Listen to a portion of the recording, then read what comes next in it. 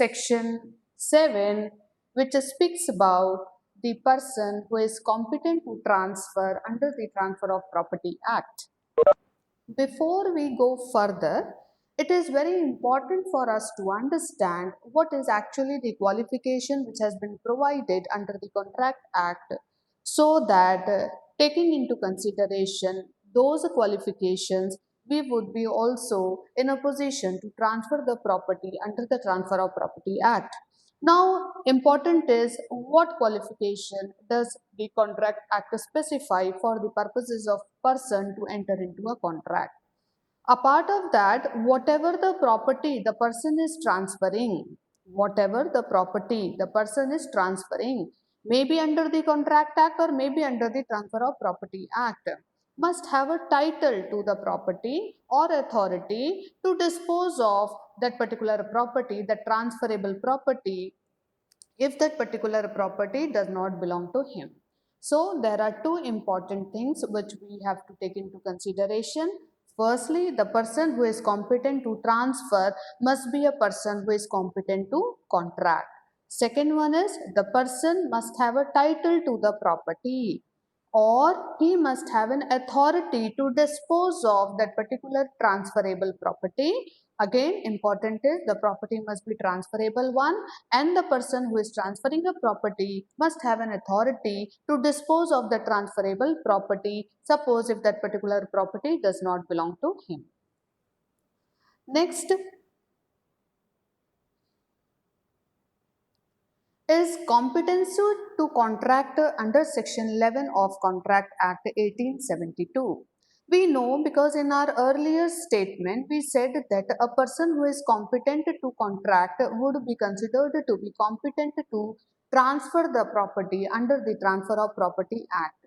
Now the question which comes in my mind is, what is actually the qualification which has been provided, or which person would be considered to be competent person in order to enter into a contract under section 11. So under section 11 of the Contract Act, certain qualifications has been prescribed. This qualification is, firstly, the person must be major. He must be major according to the law to which he is subject. Because if we take into consideration the Indian Majority Act, then in that case the age of majority comes at the age of 18. But if we take into consideration our personal laws, then in that case the age of majority varies with the general uniform law.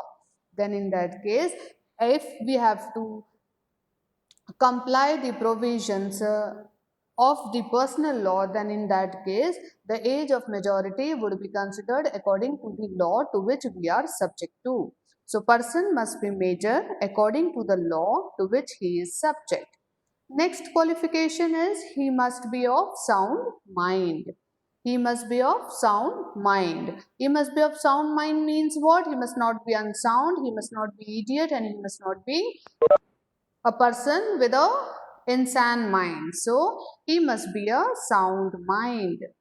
Third qualification is he should not be disqualified from contracting by any law to which he is subject. Third qualification speaks about that a person may be disqualified from entering into any of the contract in any of the law to which he is subject. Therefore, he should not be the person who is competent to contract, because we are saying that person who is competent to contract is competent to enter into a transfer under Transfer of Property Act, and therefore he should not be disqualified from contracting by any law to which he is subject. And hence these are the qualifications which are must, though provided under Contract section 11, but still applicable over the Transfer of Property Act, over a person who want to transfer the property from one living person to another living person under the Transfer of Property Act 1882. Now students, let us see what is the age of majority. Generally, as I said, it is 18 years of age. If a guardian is appointed for a minor's person or a property by the court, then the age of majority will be 21 years of age, and the age of majority is to be determined according to the law to which a person is subject. So one have to keep it in mind about the when we talk about the age of majority, because the age plays a very important role for the purposes of making any contract or a transaction binding upon a party, and therefore considering the concept of majority to the fullest extent is very important. When we talk about a general law, then in that case it says that the person would be considered to be major if he is at the age of 18 years of age, or if he has completed the 18 years of age.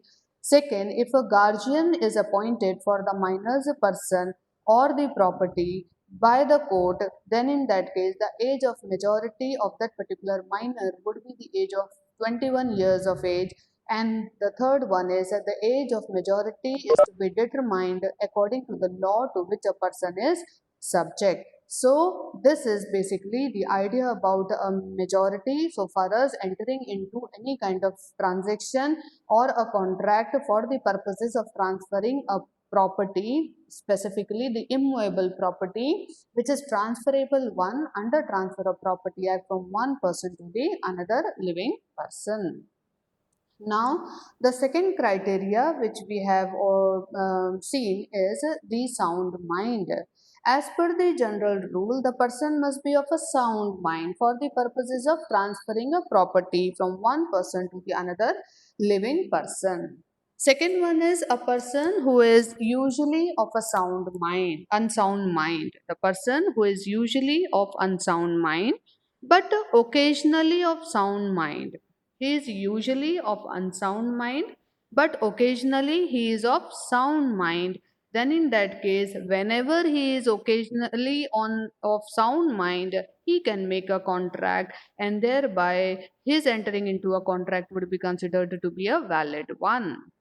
Next situation is if a person who is usually of a sound mind but occasionally of unsound mind, but occasionally of a unsound mind, then in that case may make a contract when he is of, here it has to be a sound mind, when he is of a sound mind.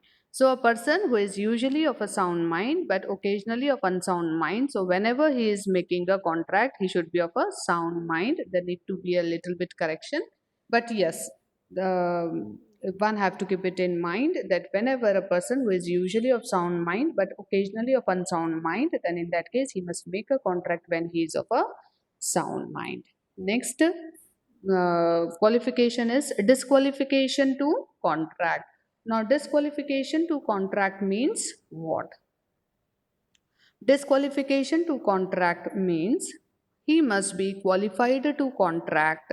Then only he'll be considered to be entitled to transfer the property. If a person is disqualified to contract, he cannot enter into a transfer of property transaction.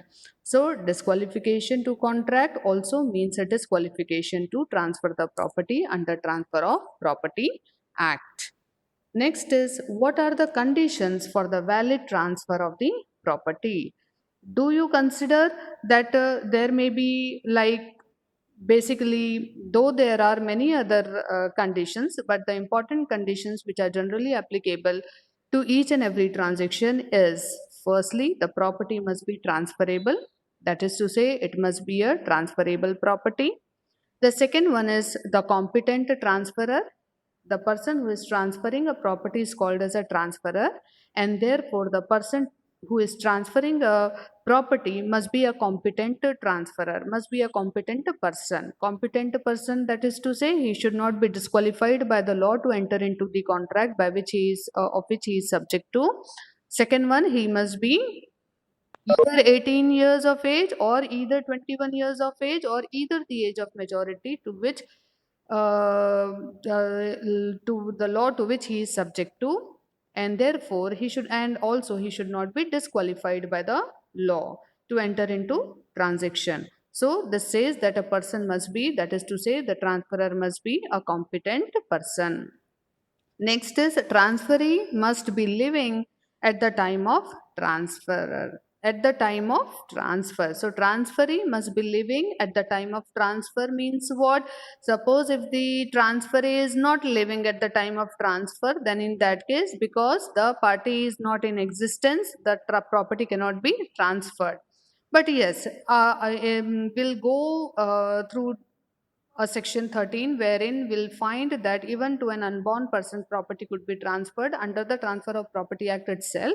But as a general rule, we know the transferor and the transferee both should be there at the time of the making of transfer, because and so far as the transfer of property is concerned, if suppose a thought comes in your mind that a person transferring a property by way of will does not exist, and the transferee only is available there to take or to receive the property, then in that situation, but students, we have already discussed that whenever a property is transferred by way of will, that is to be discussed under the different acts and the different provisions. But here the transferee must be living at the time of the transfer, though the transferor may not be in existence. So in this situation, even if the transferor, suppose if demised, then in that case he can, by virtue of making a will, can make a property transferred in the name of the transferee. And suppose for example ke taur pe, if a person is if the transferee does not exist, then in that case section 13 is an exception to this particular general provision. Otherwise, if we take into consideration the definition which has been provided, the definition in relation to transfer of property, it says that a person transfers a property to himself or to one or more of the living person, or to one or more of the living person, or to himself. So in this situation, there are various other criterias which need to be kept in mind by a transferor when transferring a property to a transferee. For your general understanding, it has been specifically mentioned over here that a transferee must be living at the time of the transfer. Next is transferor must have a right to transfer the property being transferred. So the transferor, as we have already discussed, might be having a title or might be having a power or an authority to dispose of the property, right? Then in that case, in that situation, we would say he may be the owner, he may not be the owner, he may be the agent, or he may be any of the person who is giving a proposal to the transferor for selling out his property at a good cost. So the transferor must have a right to transfer the property which he is going to transfer, provided the transferor may be the owner or maybe some another person to whom a transferor or the real owner has given a authority or a power to transfer the said property. Next is transferor may transfer the property either wholly or partly, and either absolutely or conditionally. Transferor may make a transfer of the property wherein he may transfer the property wholly and would not keep any kind of interest reserved to him. That is to say, the entire interest or the right over that particular property would be transferred by the transferor to the transferee. Sometime it may happen that he may only transfer a partial interest in the particular property, or partly he'll transfer the property. Then in that case, he'll be having a part interest in that particular property.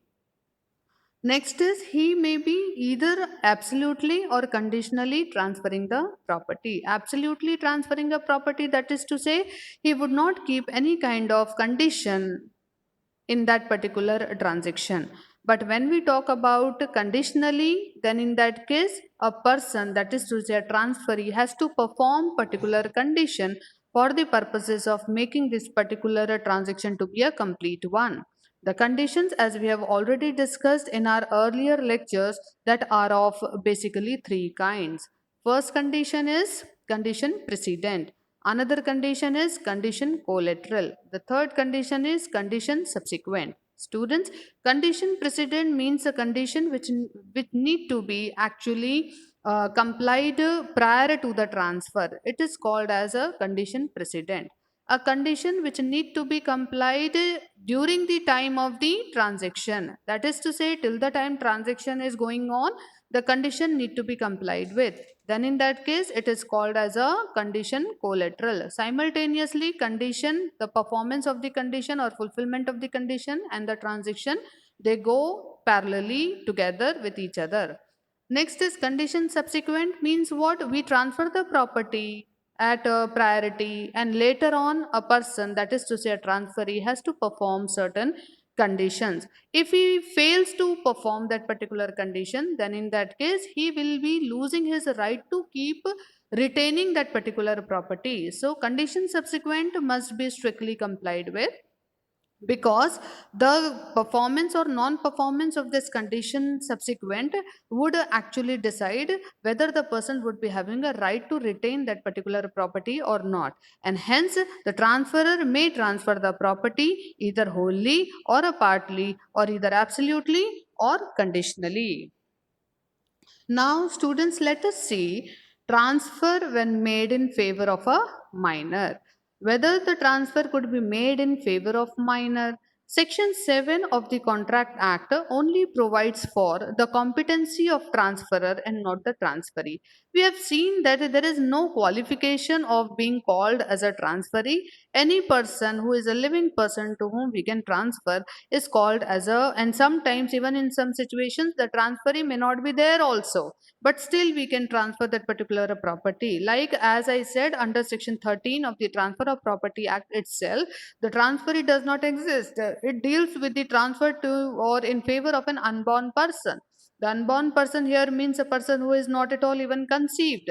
Then in that case, in this situation, the transfer is not in existence. Then in that case, whether the particular property cannot be transferred to an unborn person, no, it would be totally wrong to say that a property cannot be transferred in favor of an unborn person, for the reason that Transfer of Property Act section 13 itself makes the provision to transfer a property in favor of an unborn person, though there may be somewhat conditions which need to be complied for the purposes of making such a transaction to be a valid one.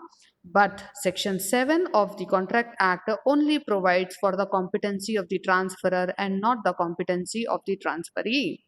If we take into consideration Section 6, subclause H, clause 3 of the section of the Transfer of Property Act, then in that case, we would see that it deals with a person who is legally disqualified and cannot be a transferee. The person who is legally disqualified, then in that case, he cannot be a transferee. Now, let us understand who is legally disqualified over here. Students, you remember we have already discussed that if suppose we consider an actionable claim to be a property which is going to be transferred under Transfer of Property Act, then in that case, in that situation, the judge, the legal practitioner, and any other officer who is associated with the court, in that situation, these three people would be considered to be legally disqualified to be called as a transferee. That is to say, judge, legal practitioner, and any other officer who is attached or associated to the court cannot consider himself to be a purchaser of the actionable claim, and hence these persons cannot be considered to be a transferee under section 6 clause H subclause 3.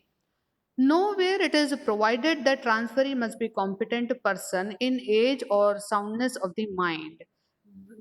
Whatever the provisions we have studied yet, maybe in the general law or maybe in the personal laws, we have seen that so far as the transfer is concerned, the beneficiary is concerned, there is no basically actually any kind of criteria relating to the age of a person or relating to the soundness of the mind.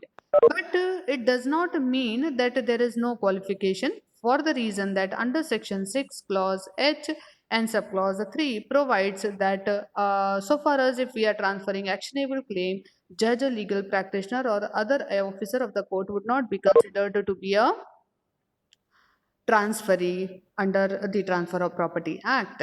Next, he must be alive at the time of transfer, right? Transferee must be, he must be, if suppose if he is a minor, then in that case he must be alive at the time of transfer. Next is a transfer can be made in favor of a minor. Definitely a property could be transferred.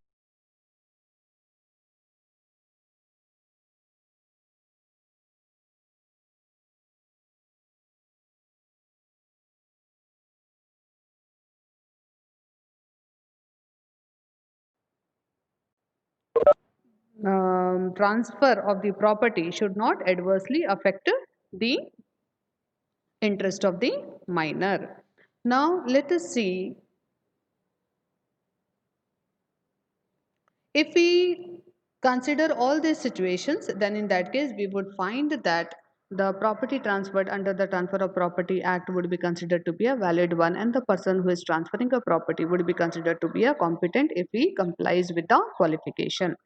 Now let us see what is the status of minor under the different type of transfers, because as we have said, the Transfer of Property Act even too deals with various kinds of transfer like gift, exchange, mortgage, lease. So what sale, then if suppose if a minor is a another party in this particular kind of transaction, then in that case whether he would be considered to be bound by the obligations, or what would be his status under different kind of transfers which has been made in his favor.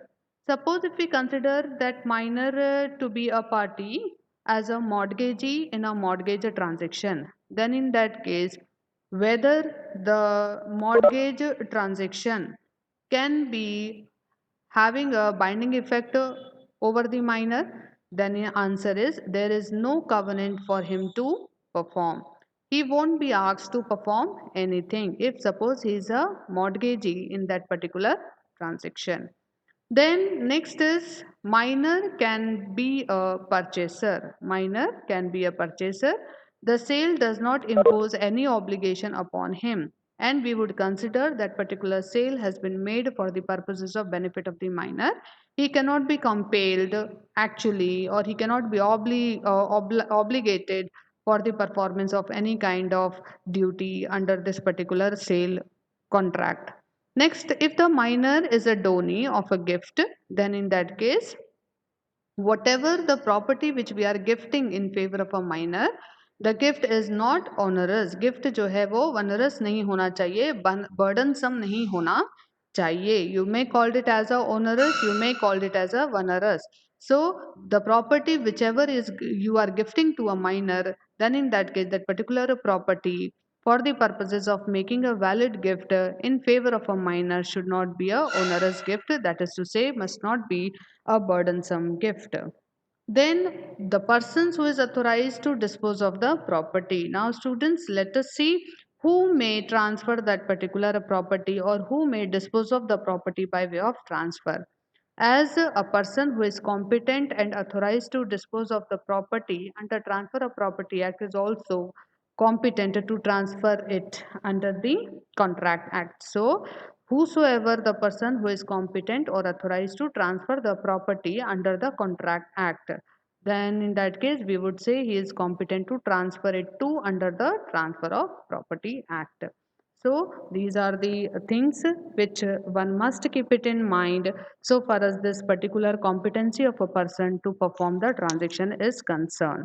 Students, you will always receive a question over this particular topic, and in the coming lectures, in the coming uh, definitely lecture series, we would be seeing that whatever transaction we are making under the Transfer of Property Act, that is to say gift, mortgage, lease, deed, exchange, or transfer of actionable claim, and whatsoever, in every kind of transaction we have to keep this particular qualification in our mind, which has been provided under section 7 of the Transfer of Property Act. Thank you so much. I hope you have understood the concept, and if there is any difficulty you can message me up and you can ask me your queries.